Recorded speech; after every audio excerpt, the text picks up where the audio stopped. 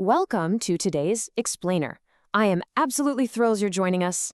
Today, we're unpacking a word that, well, describes an experience every single one of us has faced at some point.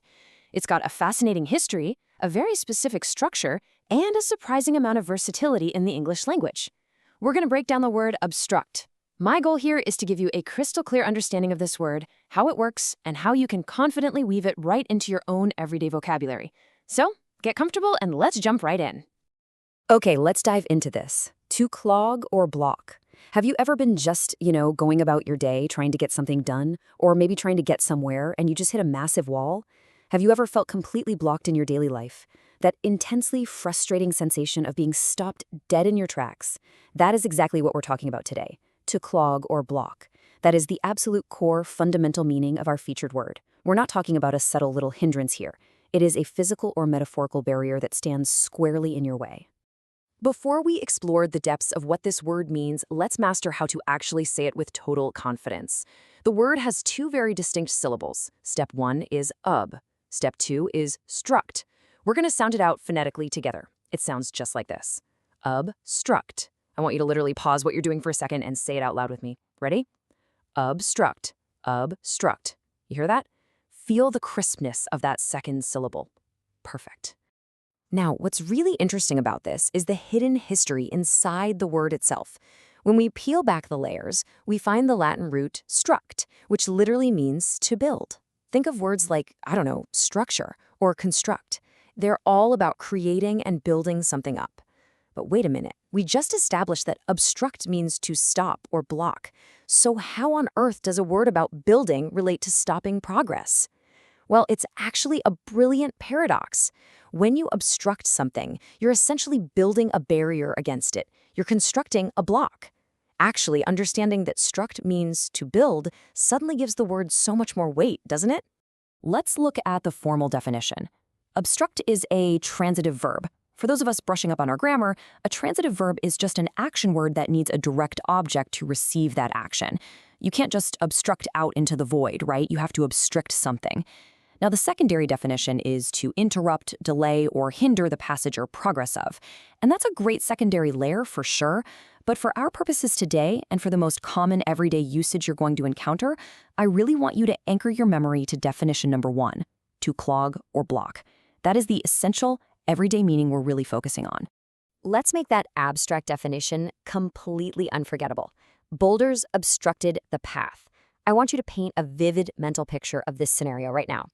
Imagine you're hiking through a dense, beautiful forest. The trail is perfectly clear, you're making great time, feeling good. Suddenly, you turn a corner, and boom, there they are. Massive, impossibly heavy gray rocks have tumbled down the mountainside and are sitting directly in the middle of your trail. They are huge. There's no way you're moving them. That heavy, immovable reality is the perfect physical embodiment of the word. The boulders are literally doing the action. They're clogging and blocking the way forward. When you link a word to a really strong, concrete visual like this, the meaning sticks with you permanently. Now let's transition from the wilderness to a much more common everyday annoyance. The people standing in front of us obstructed our view. Think about the last time you were at a movie theater, maybe a concert or a sports game, and someone exceptionally tall just stood up right in front of you. You paid good money for the ticket, you're trying to watch the show, and suddenly your line of sight is completely blocked. They basically become human boulders. It's super frustrating, but it beautifully illustrates how versatile the word is. It applies just as perfectly to a physical trail in the woods as it does to your line of vision in a crowded room. And this brilliantly illustrates the words friends and its enemies. Let's look at our synonyms, words that mean basically the same thing. Block, choke, clog, close, occlude, stop up. If a pipe is clogged under your sink, it's obstructed. If an artery is occluded, it's obstructed. But then we have our antonym, the exact opposite meaning, clear. If a situation is clear, if a path is clear, if your afternoon schedule is clear, there are absolutely no obstructions. Clear is the ultimate enemy of obstruct. Let's briefly highlight the incredible nuance of this word by exploring its wider network. Some related words imply purely physical actions, like building a barricade or causing a huge bottleneck on a highway. A clot obstructs blood flow. But look at words like sabotage or thwart. These show that you can obstruct abstract concepts too. You can obstruct a plan, an ongoing investigation, or a political process. You can hinder someone's success or stall a major agreement. The core concept of building a block remains exactly the same, whether the block itself is physical or totally invisible. So, the absolutely crucial point here is that a great word doesn't just sit still, it adapts. Notice how easily our base verb morphs into entirely new forms.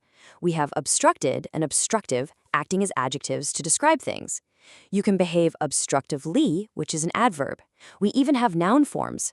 The obstructor is the actual person doing the blocking, and obstructiveness is the quality of being difficult. This just proves how incredibly versatile this single Latin root really is. Honestly, once you master the base verb, you instantly unlock 5 or 6 brand new words for your vocabulary. Talk about a game changer.